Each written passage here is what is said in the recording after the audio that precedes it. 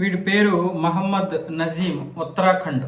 వీడి పని ఏంటంటే బ్లేడ్ పట్టుకొని హిందువులకు చెందినటువంటి ఈ బైకులు ఏవైతే ఉంటాయో ఆ బైకులు సీట్లను కోసేయడమే.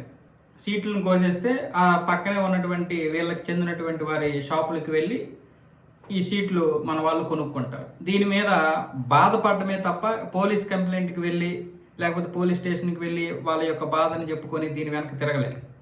ఎందుకంటే ఒక 300, 400, 500 రూపాయలు ఇస్తే సీట్ కవర్ ఇస్తారు. పోలీస్ స్టేషన్కి వెళ్తే 2-3 రోజులు సమయం వేస్ట్.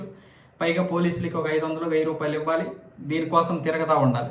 అందుకోసమని ఎవడు కేసు పెట్టడు. వాడికి బిజినెస్ అయిపోద్ది. వాడి యొక్క ఇది కూడా తీరిపోద్ది. బిజినెస్ అవుద్ది. హిందువుల డబ్బులు ఏమొచ్చేసి ఇష్టం వచ్చినట్లుగా వీళ్ళు ఖర్చు పెట్టుకుంటారు. మన జోబులు ఏమో చిల్లులు పడతా ఉంటాయి.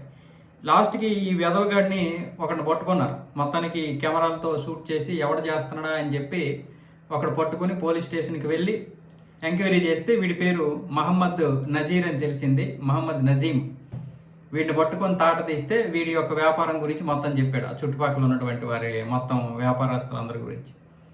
ఇలాంటి దౌర్భాగ్యులు మన దేశంలో ఉన్నారు.